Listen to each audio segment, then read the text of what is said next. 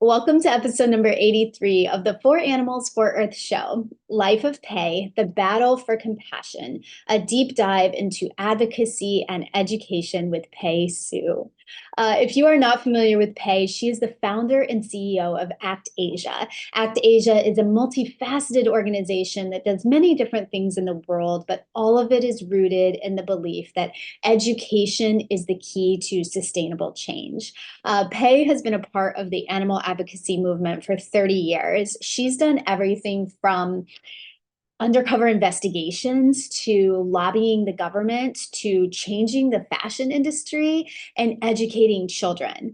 She just published her memoir, which is a rare look into the detailed life of a legend in our space. She's blazed the trail for so many of us, and her personal struggles seem to have really fueled this unique combination of someone who has so much strength and so much compassion simultaneously. And that's what she brings into the world and her work. She's such an incredibly beautiful person inside and out, you guys. I cannot wait for you to meet her.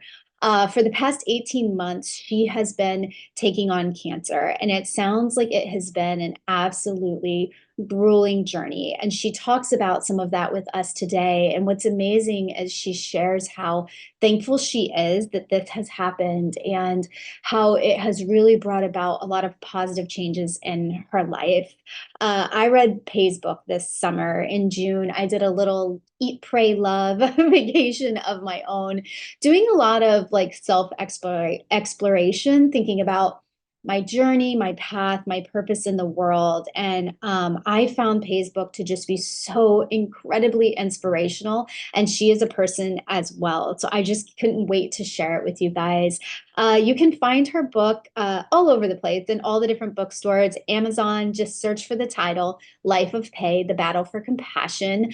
There will be a link directly to it in descriptions wherever you're watching or listening to this. Or as always, everything about this is in the show notes, including contact information, a blog post, video, audio, everything at foranimalsforearth.com/show/83. All right, let's dive in. And I'm wondering what your motivation was behind the book and how you chose the title. Yes, thank you. First of all, I want to say thank you so much for having me.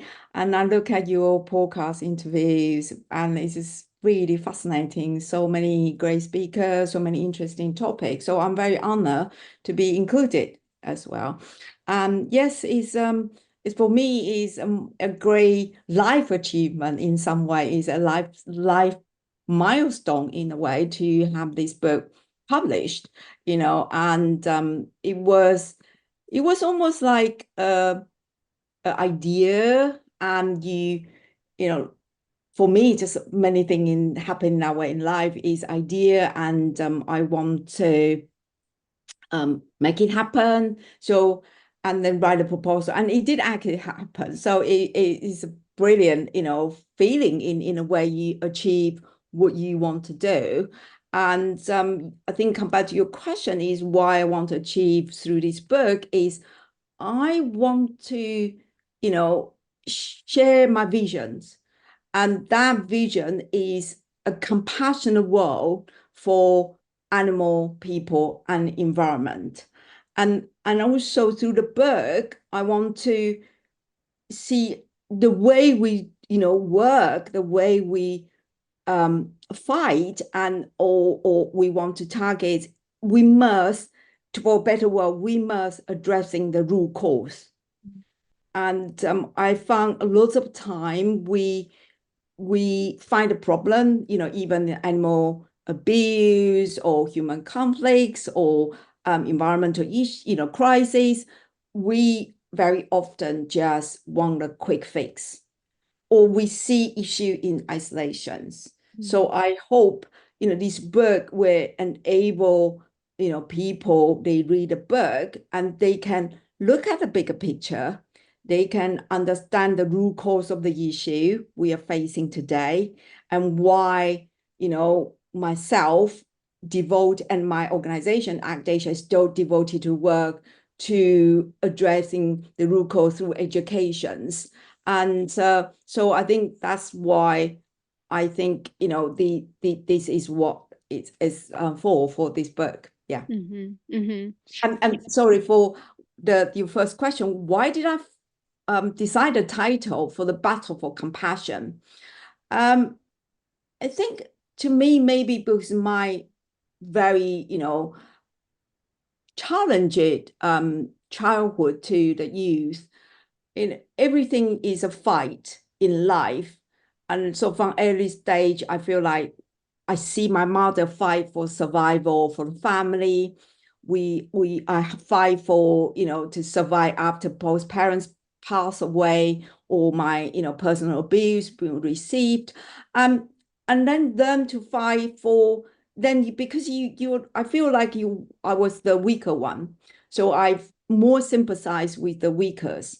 So I can really resonate with the voiceless or weaker ones, the weaker women, they received domestic violence or, the inequality treatments, the voiceless animals, they don't receive the justice and care. And so, and fight for save the planet and fight for human change. So I feel, and nowadays with, the organization I set up, I have to fight for funding, fight for, a lot of days. I feel like even nowadays we have to fight with a techie company. They make our life so difficult. So I I feel that life shouldn't be like that. And it should get easier. But sadly, the reality is the more progress you make, the challenge even become higher. So I feel very deeply is almost like a battleground. You constantly have to, maybe because we are creating a vision and a path hasn't been taken so easily or been created. So you have to like a trailblazer to, creatively something to, allow to carry on. Mm. I can certainly relate to that feeling of it sometimes or often or almost all of the time feeling like a battleground. And I one thing that I really love about your journey is that you seem to have found a lot of solace and comfort in the studying and living as a part of the Buddhist community. I'm curious if that is that a community that typically does come together to fight for injustice the way that it kind of did in your life?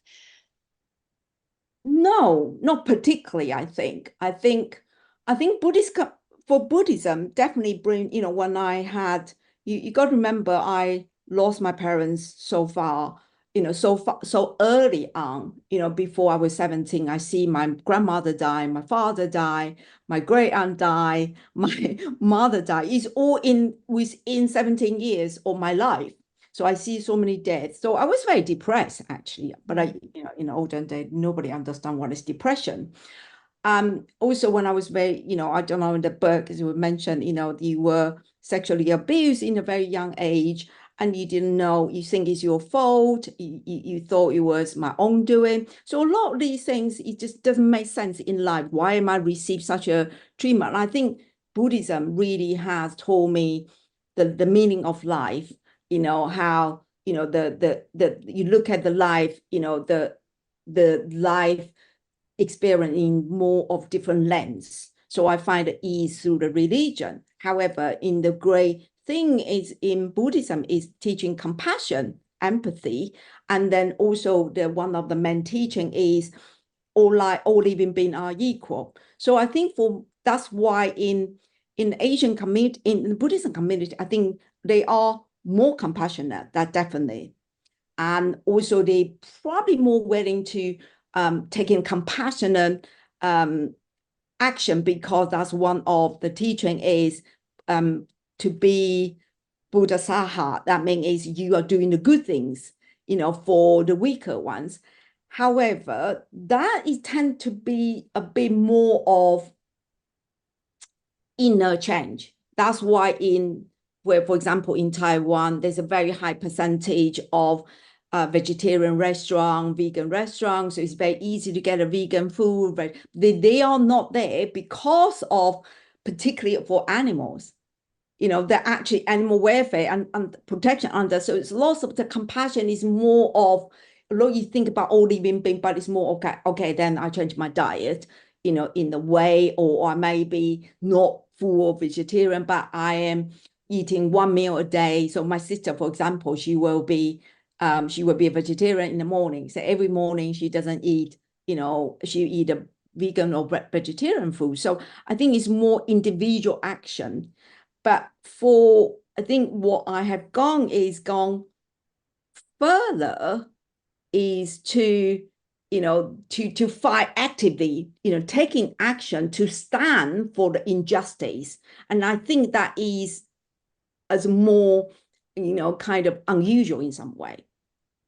So is what I'm trying to say, Buddhism may be more individually change, but to taking that further to create, become the person want to create that change for others, that is a little bit, I think, less common.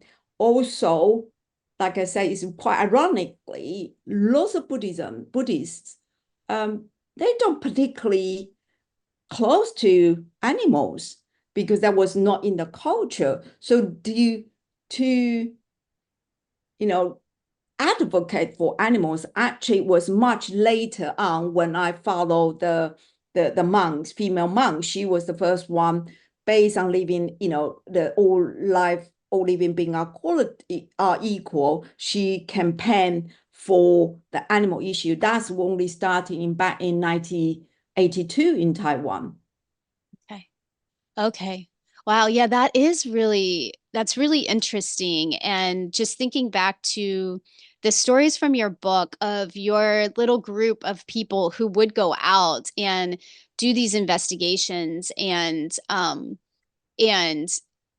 protest and you take pictures and you did all of these things as your little group to start to actively fight for animals and even people as well, various injustices that you saw.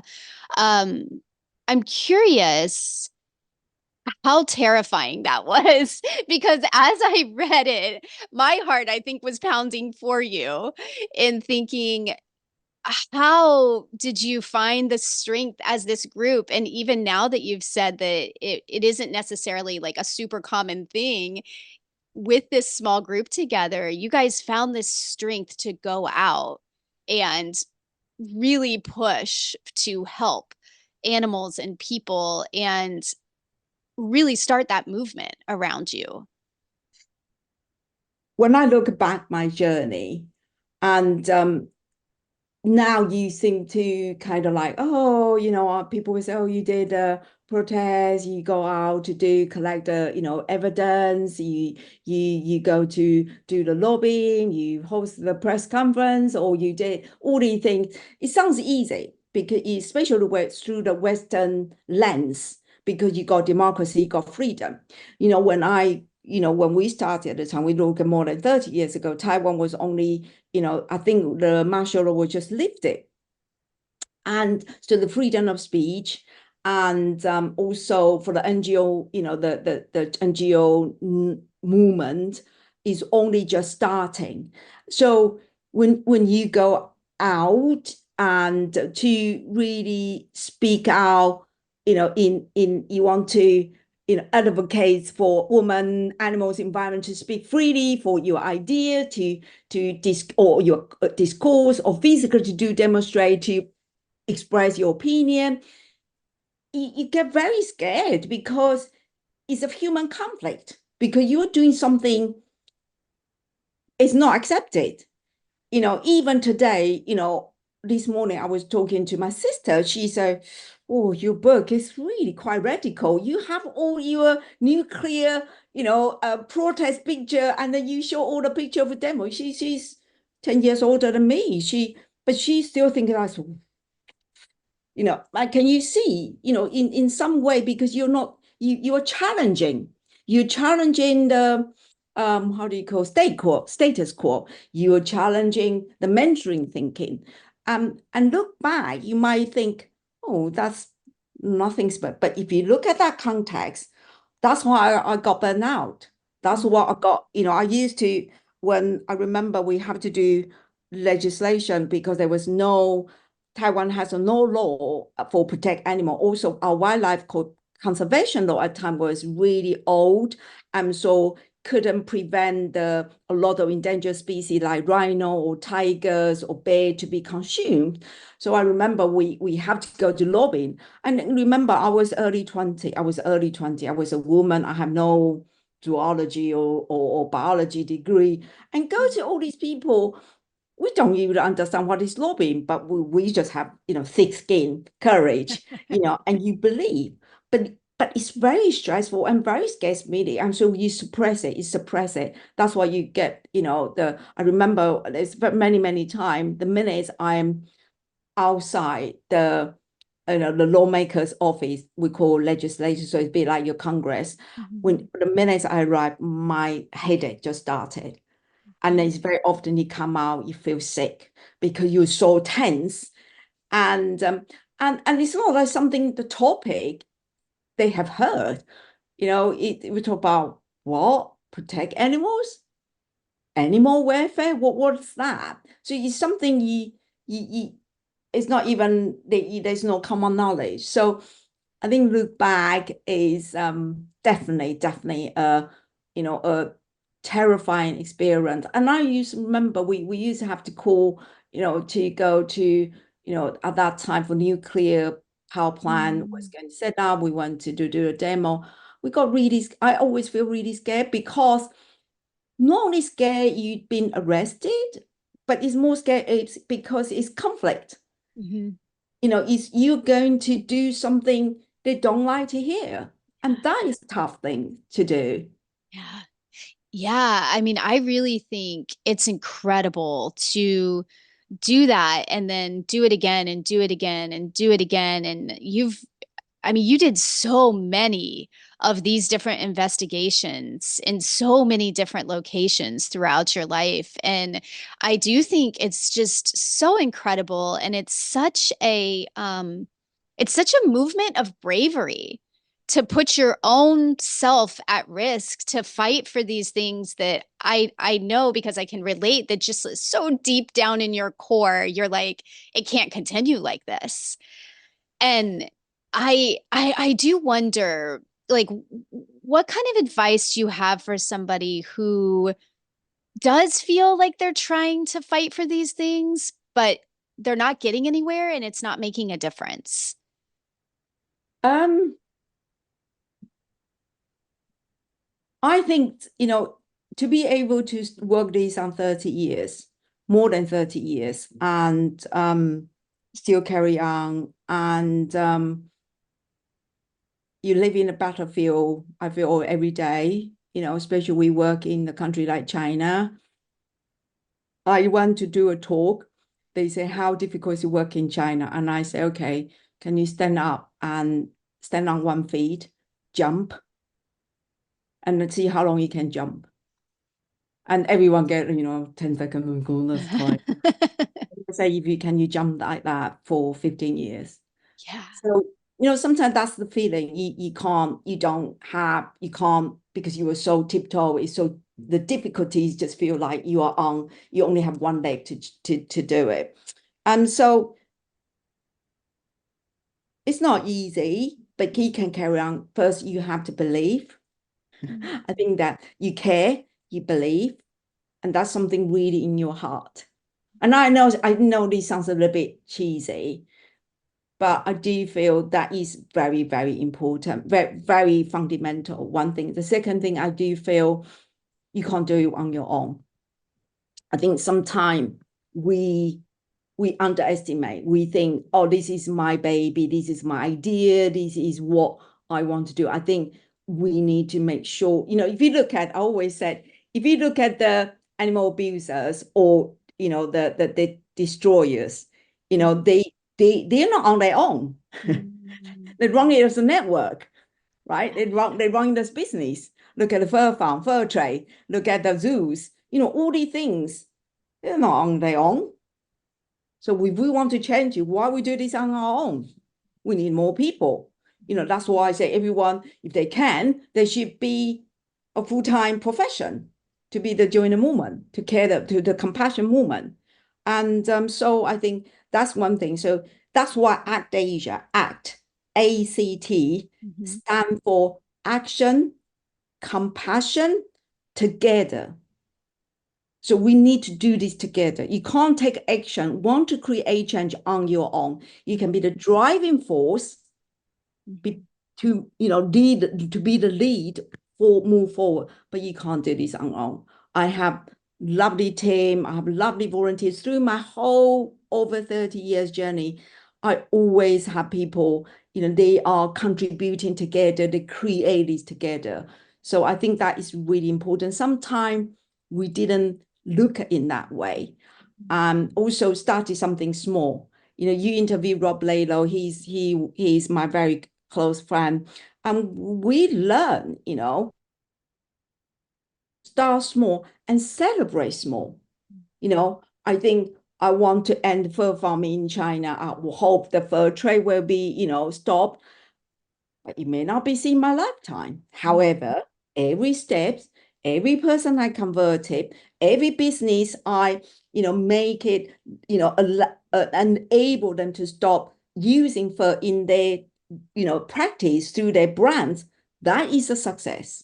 So we need to celebrate our small success. And I think sometimes as, a campaigner or the people working, as a full-time profession worker or movement builder, we forgot to celebrate the small steps. Mm-hmm. I think that's pretty common in this, isn't it? Because you make that little progress for the step, and then it almost like reveals the next layer that you want to get to, So it's That's like, why I say to you, it's a battlefield because you thought it would be easier, but not. But the challenge can be bigger, higher. yeah, right.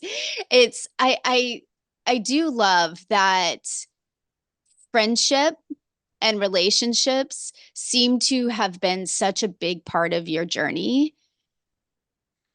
Because it's a battlefield, so I always said commanderships. You have the troops together, and you really are get this together, and you have that the relationship looking after each other to survive together and to get a greater good. So it's never just one person's success, and but like I said, you could be the driving force, but don't think you have to do all these on your own because it's already a very lonely job. But without the people surrounding you, form the small groups, the partners is even harder. And you just have also you have to send out a message to people.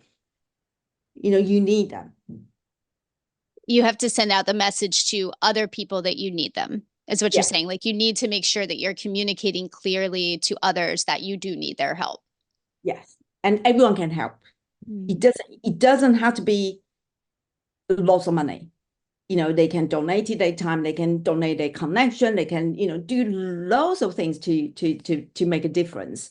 But you need to be, I think that's why I think one of our, from another interview I did, one of the hosts was saying, from the book, he found I was a great connector because I do think that, that's although it seems an individual gift, but however, if you look at this, the United Nations Sustainable Development Goals, there's a 17 goal. The goal 17 is partnerships.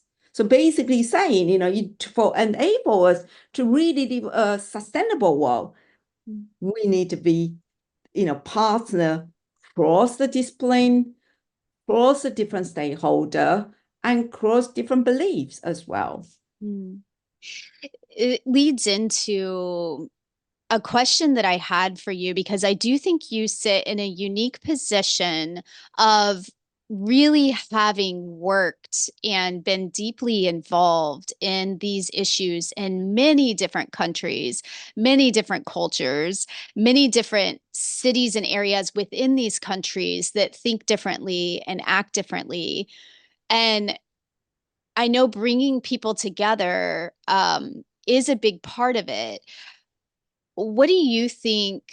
Like, how do you think we move forward from where we are today as a world in really addressing these issues, finding our commonalities instead of being so divided on our differences? I think, like you say, I've been very lucky. I was grew up in Asia and educated there, and then I was then worked there and then moved to work international country, internationally. I work in so many different countries.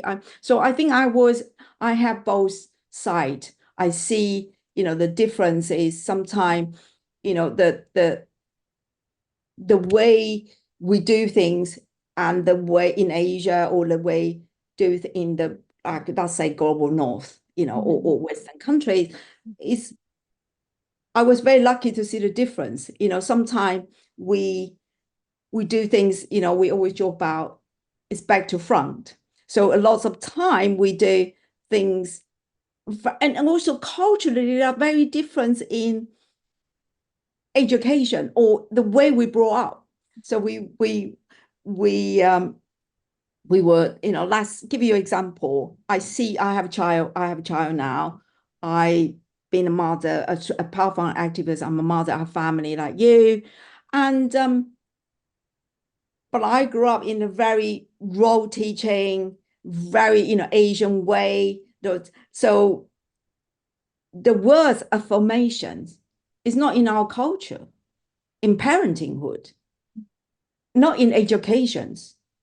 So the affirmation, there was a comedian in America called Jimmy Young. He said, "What affirmation?" So really is when you go on to exam, basically they say, "Okay, today's your exam. Make sure you do well." And it's very often they say, "Don't screw it up." This is the way, their affirmation because they tell you, they remind you. But here you will be, well done, you'll be fine. So I think it's not like the parents don't love their children, but the way to express it is very different. So we must address the cultural, social, political context.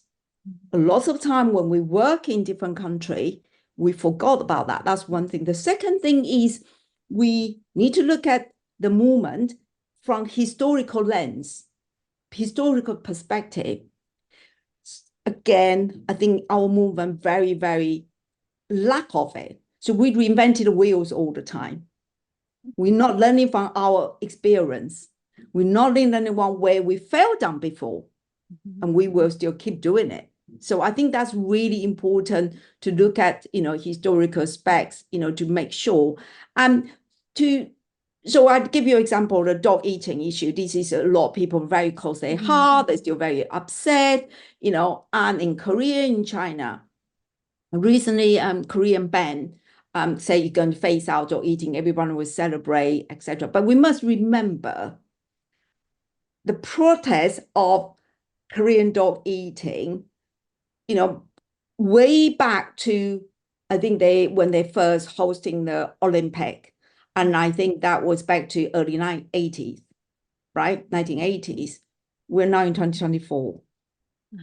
They're going to phase out.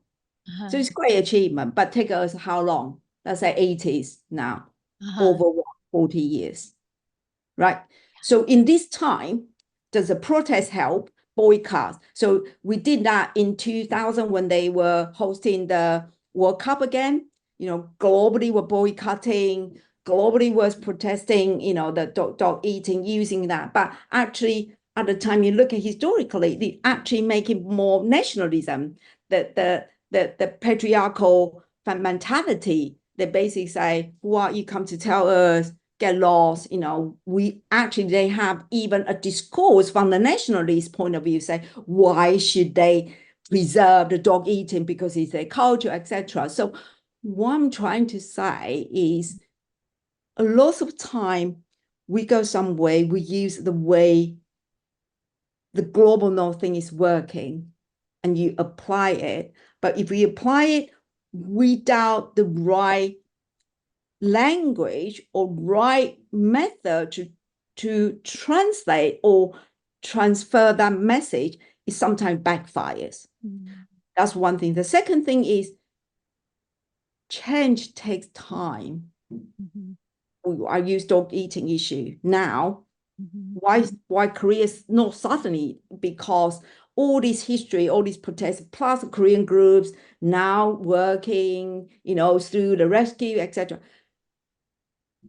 The public has changed, so it takes time.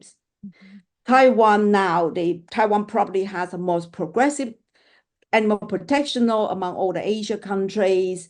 Taiwan have probably most distinguished factory farming campaign is quite, successful, to work with careful about cage-free eggs with McDonald's. But you got to remember, Taiwan has democracy. That's one thing. Politically, that's allowed because you have two parties. Second thing is we started more than 30 years ago. There's no quick fix. I have working with a lot of founders in the West, in America, in North America. They want to see result in 2 years. It's not impossible, but a lot of deep-rooted problem cannot be resolved in 2 years. It takes time. That's why you need to look at historical movement, how long slavery was, abolished. All these sort of things. I think we must cultivate ground. We must really allow the foundation to be built. That's what come back why I devoted myself to really want to address in course is through education. When people don't understand, why should we care about animals? We got so much going on. Human welfare always want to come back. So I always say, if we don't cultivate ground, we are like sowing seeds on the concrete. And then you can see a little thing come out among the crack, and that is not cost effective. I said, I wish I will see PETA's protest. I will wish, people be able to go to protest, to speak out, say this is right, this is wrong with the way we treat animals, we treat environment this way, freely and loudly in many Asian countries, including China, but probably never going to be my lifetime. However, I believe if you look at lots of, humanitarian movement, the human rights movement, the animals movement, it was started much longer period of time, decades. So I think that is need to be taken into account. And your focus on education, I feel like and especially education of children, it obviously directly aligns with what you were just saying, because you've been able to go into these schools and plant these seeds at such a young age. With ACTAsia and the Caring for Life program, I wonder if you will speak a little bit to just what ACTAsia is so we catch everybody up that's listening, but then also the success that you've seen. ACTAsia is an organization I founded in 2006. And the book has talked a great deal about ACTAsia's 5 years, 10 years, and future plan. I think when ACTAsia was set it up in 2012, before that, it was my 20 years of advocacy, and for the anniversary. And I really look at, I was the one going to holding a placard, go to lobbying, go to do undercover investigation. I've done all of that, and I used to think people who are doing education is a wimp, really, myself. I think that people, they can't go to do the hardcore stuff. But actually more I feel we are firefighting. We, for example, I done great deal of the zoo animal circus performers, animal issue. I've been to Korea, Japan, Indonesia, China. In China, almost every single safari park or zoo, private zoo, they do circus. performance, all these animals. And who are the audience? Kids take, parents take kids, they think it's great. How are you going to stop it? You're going to hold a placard, say, well, how much zoo we have, how much money we have. But I think it's important is teaching the kids that this animal has feelings. And using, the way is not judgmental. The kids will choose when they draw a picture, say how if animals in the cage draw the face of an elephant, they will draw in a sad face. They Oh, will wow. never decide, I don't want to go to see the zoo. I don't want to go to see the performers. They make informed choice. You are nurture that empathy. That kids are empathetic. You got young kids. Kids are empathetic, kids are kind, kids loves animal, but they go to school.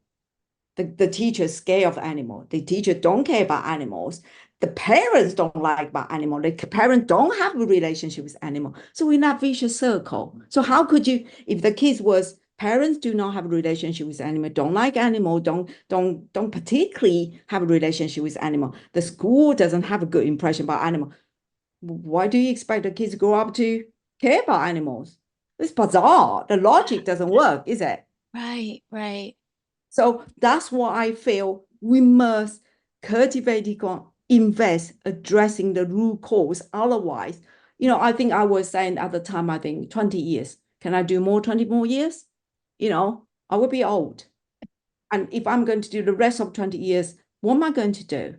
Is that something I want to, can create a longer change and create that addressing that root cause and able more people, they made that informed choice through education. And that's why we focus on education for children that is 6 to 12 years old. And they learn through our curriculum, they learn the course is Caring for Life education course in 6 years curriculum. So my theory is, it's not like human society, they talk. It's not ad hoc talk. Children need to learn how to be kind, caring, respect.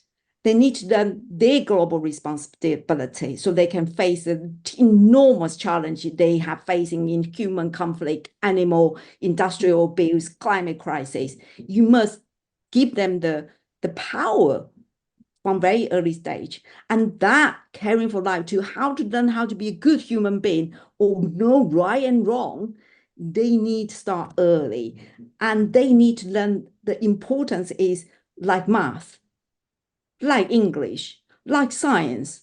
I always joke about it, when we teach kids about numbers, we will say 0 to 100, 0 to 10, then you add them together, take away together, multiple and division, and then you go algebra, on and on and on, right? Uh-huh. Why not learn how to be a human being on and on? Why do we expect them to be a good kids within an hour talk? Mhm. So I think our education need to be aware with today's world. Today's world, we're facing so many challenges, is people don't even have critical thinking anymore. They can't critical think about it. They can't really know right and wrong.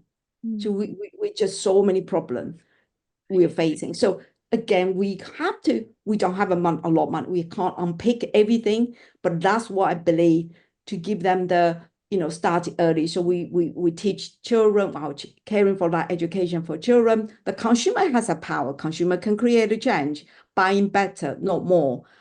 Professionals, we must make the professional like lawyers, solicitors, and the teachers, vets, fashion designer, they need to be on our side. They need to create a change together with us. So that's how, I, set up ACTAsia with the 3 program and with our different 3 strengths to address human, animals, and people, human, people, and animals. This animal people for animal, people, and environment, these are interconnected. We could not separate it. COVID is the best way we have learned. Okay, you treat environment, you treat animal badly, wildlife badly, you destroy environment, so we don't have a boundary to live with animal, we get sick. have we learned the lessons? We must address these, see the interconnectedness together and Mhm. take seriously as well. I completely agree. And you guys have been doing it for a while. So you've actually seen kids grow up with this education and how that has impacted then what they have done as adults in the world. I think we have lots of, we did this, with a City University of New York. We have, the academics research do evaluation of the program.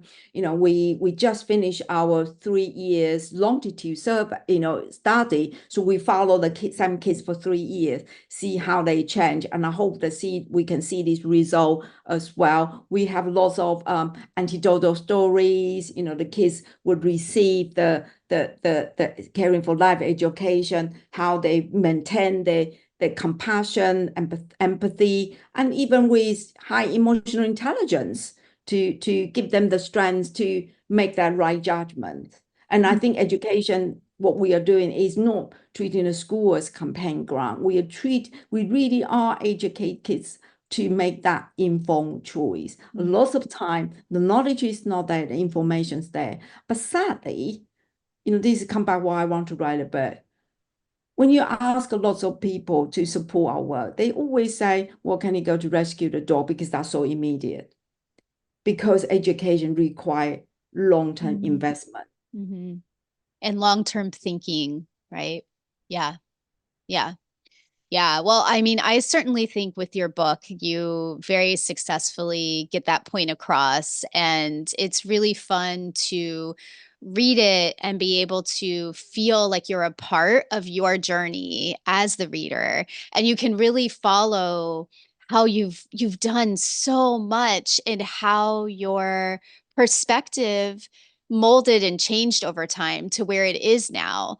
And at least for me, I mean, I completely buy into where you're at right now and what you believe is the right way forward with focusing on the education and focusing on changing people from the inside out. That really does seem to be the successful path forward for most of these issues that we're facing in the world today. Yes, yes, thank you. I think you resonate, very well, and that I'm so pleased the book has done its work to come across these. And I think also the book really is one to using my life story, and to enable to see that part of the world. I think, when I was doing another interview the other day, the interviewer said she kept thinking about, is she reading a Victoria time at the beginning? So she just couldn't believe lots of the experience I was described. She was just thinking like, she kept looking at the timeline. She was like, are we talking about, you know,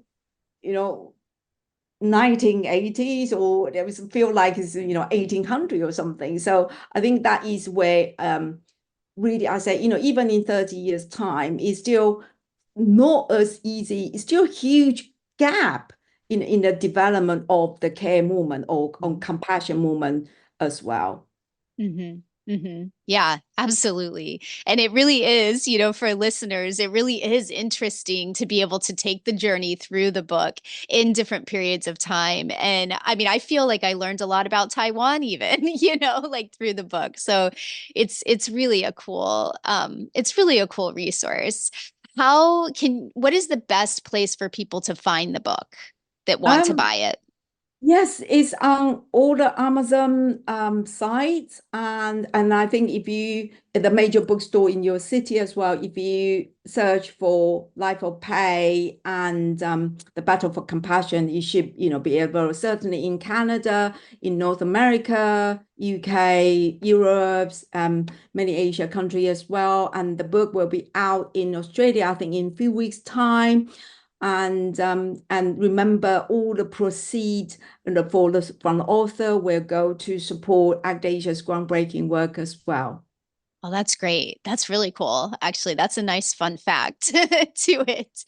And it helps, right? Because I do know that you did mention, that funding is something that is your current battleground, right? The constant piece of needing to continue to find funding. And I wonder, off the top of your head, do you know how many students have been through the program? I know it's a huge number. Uh, oh God. I think we have way past the 100,000 mark. But if I go to our impact, I will just can go to, so for our children, 380,000. So 380,000 people have already been through the program. Yeah, 380,000 children. I mean, it's And it's incredible. very little money. So we say to people, for US dollars, for $15, you can help, you can enable a child to learn a year of course. So if you give us, if you give us monthly donation for $15, I don't know how much is that Canadian dollar, but if $15, if you donate 12 month, you will allow 12 children to learn a life-changing lesson. Yeah. Yeah. Yeah. Yeah. Wow. It's really cool. And I think it's a big thing to really highlight the fact that you are running this organization that is making exponential change that, we may never be able to measure or know as all of these children grow and go out into the world to make their own decisions and on such a small budget. That's big, right? I'm really proud of this because our Caring for Life for Children education program was, awarded by the United Nations Sustainable Development Goals as a good practice. We also awarded by the Transforming Education as a good example for transforming the education example as well. And our compassion choice network, our conscious fashion and compassion fashion to advocate for fur free was listed as part of sustainable development goals good practice. And we were the first organization. ACTAsia is pushing the fur free farming and practice into the UN label. Oh, that's amazing. That's absolutely amazing. Um, if someone's listening and is in education and would want to think about bringing it to their school, could they just go to your website to follow up or contact you? How? Yes, yes. They can contact us. They can contact me to PeiSu, PEISU at actasia.org. They can contact me. We can, pass on the informations. That's definitely all. If anyone want to support us by, I know this is not the place, but if, people can buy the book, donate to ACTAsia, and share this podcast with others as well. So I think a lot of little things people can do after listen to this podcast. And Yeah. every podcast, I say to him, I've done the podcast myself. I do live streaming, etc. I always say, every podcast has lots of work behind, and so that's not wasting these resources. And if you like the podcast, you like this interview, share at least two more people or one people around you. And, by sharing, that means you're making a change. It's true. We have to remind ourselves of that too, right? Because we really don't know where things reach or how far they go. At least I have to remind myself of that all the time.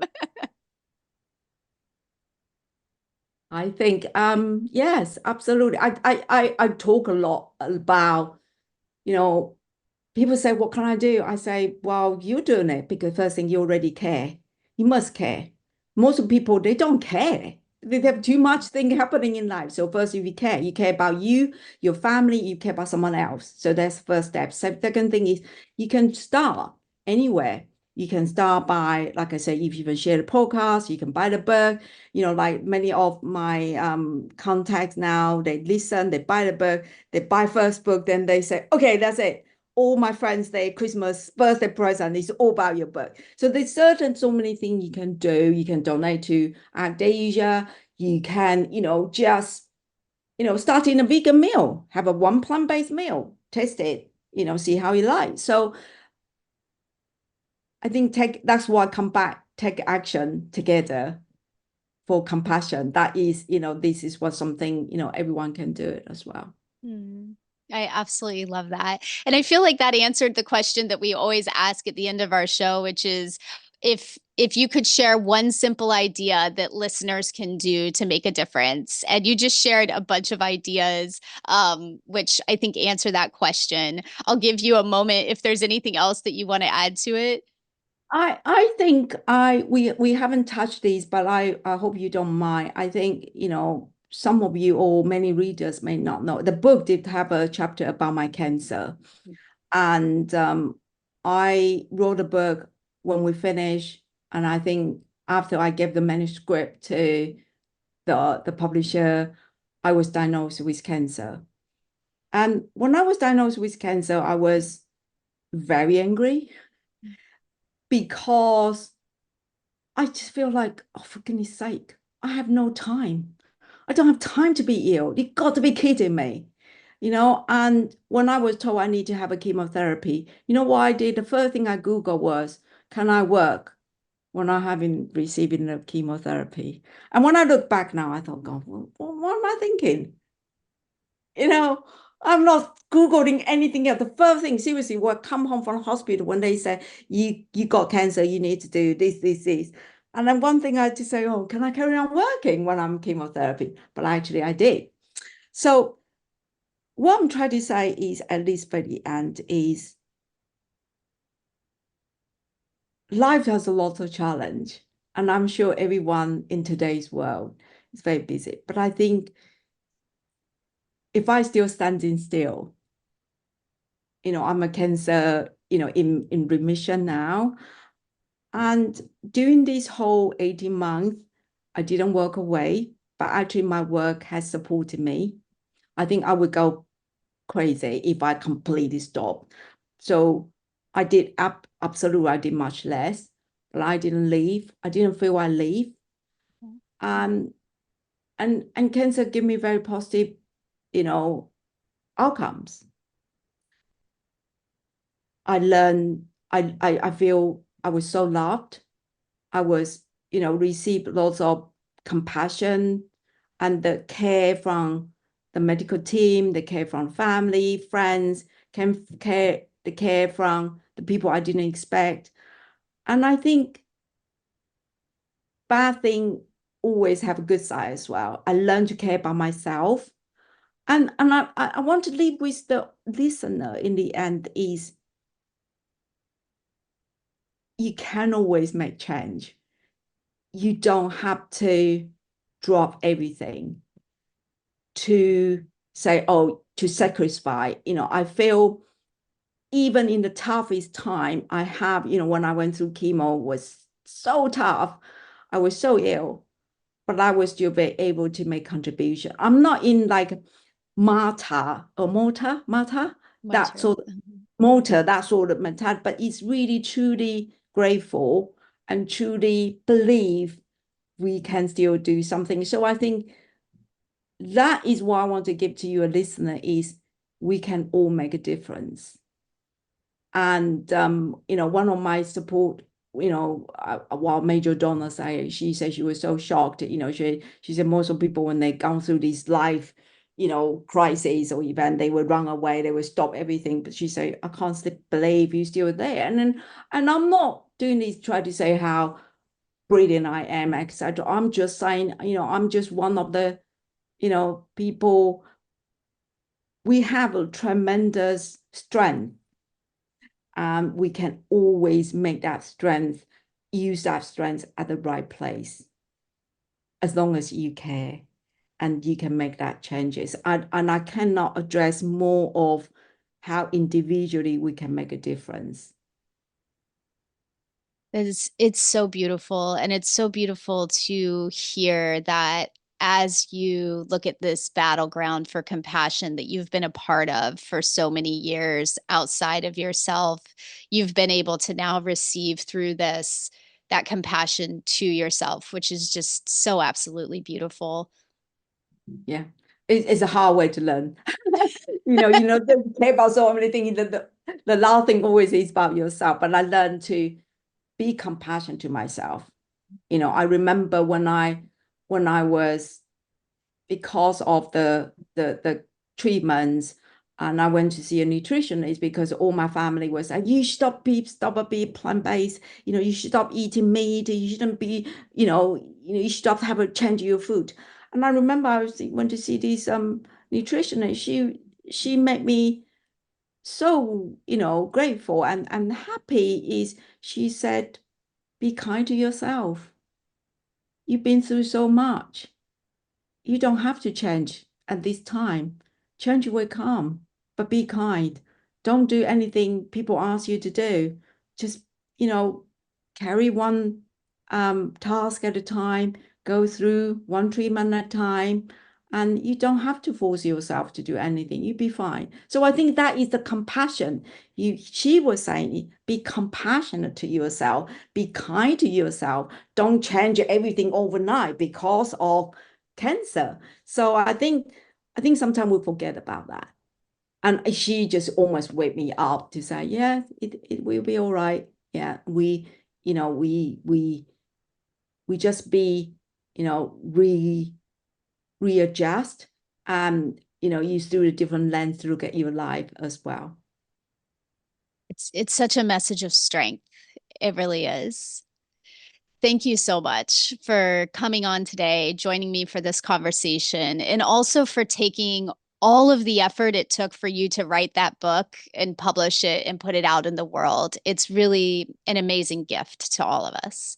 Yeah, thank you so much. And I want to thank you to listener, and I want to thank you especially to invite me and to enable me to share this message. And I hope like every podcast, every book is lots of effort. And I want to thank to my publisher as well. They accept to publish in the book. I'm the unknown author. I've never done this. So, again, this is great people, compassion people, we create a change. That is how everything is possible, in a way. It's a beautiful thing to think about, all of us connecting to each Yeah, other and yeah, supporting each other. yeah, yes, absolutely.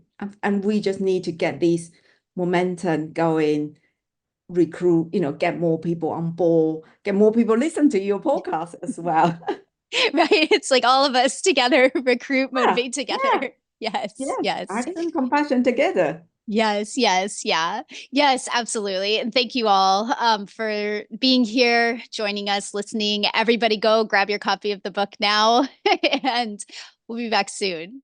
Okay, my friends, go grab your copy of the book. It's titled Life of Pei, The Battle for Compassion. As I mentioned, you can find it on Amazon or directly through the link wherever you're watching or listening to this. Also at the show notes, foranimalsforearth.com/show/83. Reach out to Pei if you happen to be an educator and you can bring this Caring for Life curriculum into your school. Please reach out to her. Also, if there's just anything that you can collaborate with ACTAsia on, or if you would like to donate and support her work, please reach out to her. Her contact information is in the show notes.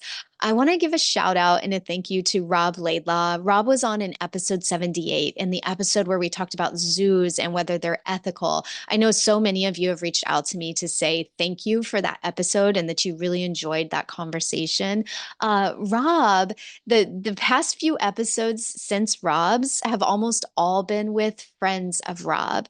And what's so cool about getting to interview all of them is that they have all been in this movement for decades. And I think it's such a blessing to get to talk to them and to hear how they've seen change and to kind of